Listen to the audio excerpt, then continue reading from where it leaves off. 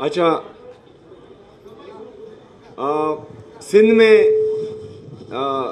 अभी तक तो मुझे शहीद बेनज़ीर भुट्टो साहिबा, शहीद जुल्फ़िकार अली भुट्टो साहब, उसकी हुकूमत नज़र आ रही है, लेकिन देखते हैं कि आगे ये जरदारी साहब की होती है या यही रहती है, तो आगे देखेंगे। और अल्हम्दुलिल्लाह अभी तक जो है हम मुतमईन हैं। अच्छा, सोहेल साहब ये सोहेल साहब ये बताइएगा कि क्या हकीकत नहीं कि खैबर पख्तूनख्वा में तरक्की के दावे सिर्फ तकारीर तक महदूद हैं, जबकि आवाम भी अदम तहफ़्फ़ुज़ और गुर्बत का शिकार है?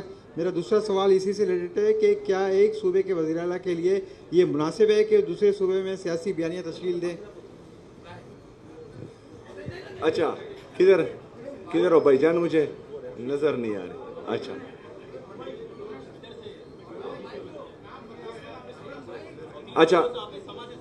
अच्छा, समझ।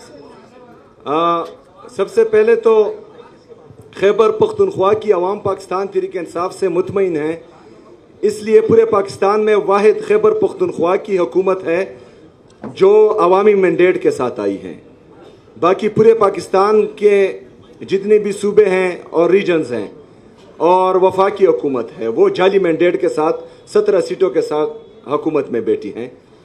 तो अवाम मुतमईन है, अवाम पाकिस्तान तहरीक इंसाफ और इमरान खान पर एतमाद करती है, इसलिए जो है वो तीसरी दफ़ा पाकिस्तान तहरीक इंसाफ को वोट दे रही है। वरना खैबर पख्तूनख्वा की आवाम की तारीख रही है कि उन्होंने दूसरा मौका किसी को नहीं दिया, और अल्हम्दुलिल्लाह आज हमारा तीसरा मौका है। दूसरी बात कि मैं ये कौन से आईन और कानून में लिखा हुआ है कि एक सूबे का चीफ एग्जीक्यूटिव जो है वो दूसरे सूबे में सियासत नहीं कर सकता? आप मुझे वो शिक ला कर दें, मैं यहाँ से चला जाऊँगा। सोहेल साहब, मेरा सवाल आपसे ये है कि मीट द प्रेस में आप आए हैं कराची प्रेस क्लब में, लेकिन आपके जमात की और मिलिट्री इस्टेब्लिशमेंट की जो ताल्लुकात है वो दूरियाँ पैदा हो रही है। जिस वक्त आप यहाँ बात कर रहे हैं, आप ही के इलाके तीरा से लोग नकल मकानी कर रहे हैं और वहाँ पर ऑपरेशन शुरू हो गए हैं। एक तरफ तो उनके साथ जो लोग इख्तिलाफ है कि ऑपरेशन ज़बरदस्ती हो रहे हैं, आप उसकी इजाज़त नहीं दे रहे, हर जगह उसका इजहार भी कर चुके, लेकिन आपकी नुमाइंदे भी उन लोगों के साथ आज नहीं है जो कर्फ्यू में वहाँ जो है वो फंसे हुए हैं, और दीगर इलाकों में भी ये ऑपरेशन जो है मज़ीद तोसी दी जा रही है। तो न्याज अली मेरा नाम है और JNN TV से ताल्लुक़ है। अच्छा, JNN से। अच्छा, जिस तरह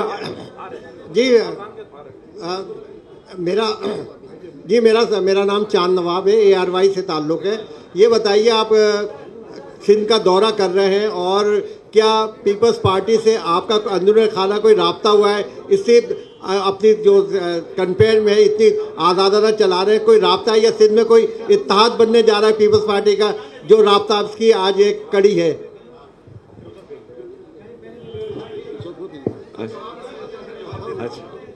अच्छा, जो ऑपरेशन के हवाले से मेरा मौक़िफ़ था वो मैं बार बार दे चुका हूँ।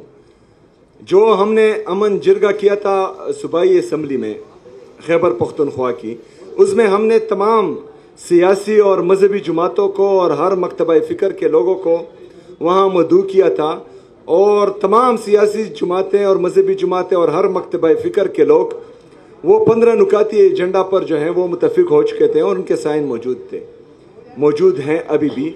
उसमें एक ये भी था कि मिलिट्री ऑपरेशंस जो हैं वो किसी मसले का हल नहीं है, और ये हमारे लीडर, हमारे कायद जनाब इमरान खान साहब का पहले दिन से यही मौक़िफ़ रहा है, और इसमें जो है अब तमाम सियासी और मजहबी जमातें भी इस मौक़िफ़ पर हमारा साथ दे रही हैं।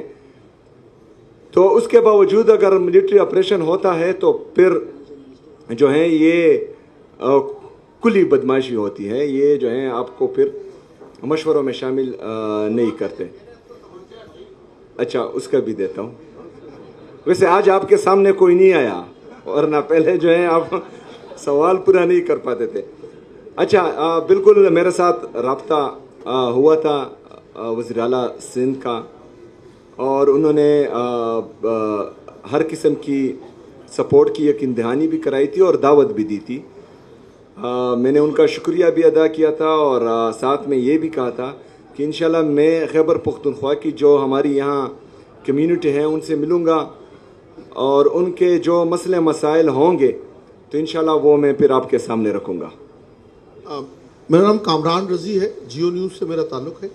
آپ یہ بتائیے گا کہ حکومت کی جانب سے بار بار یہ کہا جا رہا ہے کہ حکومت چاہتی ہے کہ پی ٹی آئی سے ڈائلاگ کرے, تو بحیثیت chief executive of the Khyber Pakhtunkhwa کیا آپ اس سلسلے میں کوئی کردار ادا کر سکتے ہیں؟ آپ سے کوئی رابطہ کیا گیا؟ جیسا کہ آپ سے پہلے جو چیف منسٹر تھے ان کے بارے میں یہ کہا جاتا تھا کہ ان کے جو بیک ڈور ان کے رابطے ہیں وہ بحال ہیں اور وہ کئی مواقع پر ایسا دیکھنے میں بھی آیا. تو کیا آپ سے کوئی ایسا رابطہ کیا گیا, اور پی ٹی آئی کا کیا موقف ہے جو حکومت جس طرح کہہ رہی ہے کہ پی ٹی آئی کو چاہیے کہ وہ ڈائلاگ کرے؟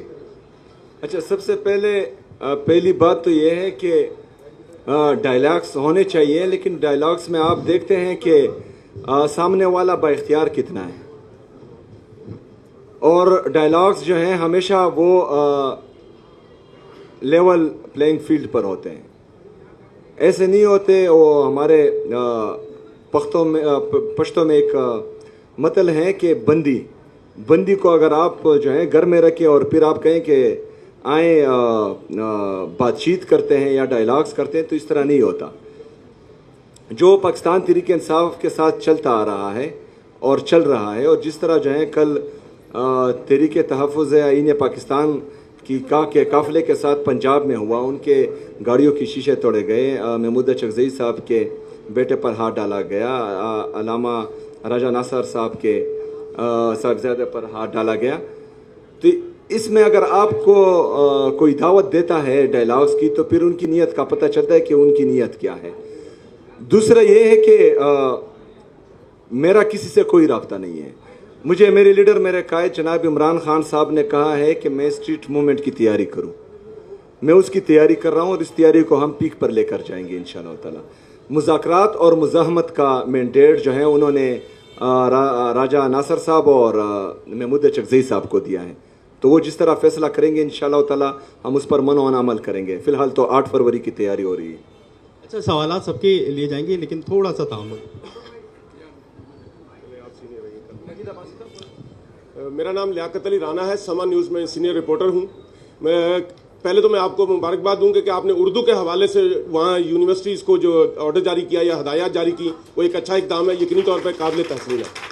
اچھا, دوسرا میرا سوال یہ ہے کہ آپ نے جب سے سی ایم کا عہدہ سنبھالا ہے اب تک عوام کے لیے کون سے فلاحی کام کیے ہیں؟ اور دوسرا ایک اور جو آپ بار بار کہتے ہیں کہ جو آپریشن ہو رہا ہے وہاں اس کی ہم اجازت نہیں دیں گے, آپ سے اجازت کون مانگ رہا ہے یہ بھی بتا دیجیے گا پلیز. اچھا, ہمارا جھگڑا یہی ہے کہ کوئی اجازت نہیں مانگتا. ہم تو اس لیے چاہ رہے ہیں کہ جو حقیقی آزادی کی یہ جدوجہد ہے اس میں جمہوریت اتنی مضبوط ہو کہ یہاں پر پھر کوئی بھی ادارہ جو ہے وہ مفلوج نہ ہو سکے, اور ہر بندہ جو ہے اپنے دائرہ کار میں جو آئین اور قانون کے دائرے میں ان کو جو ان کے ڈومین جو طے ہیں اس میں کام کر سکیں. تو وہی جدوجہد ابھی جاری ہے.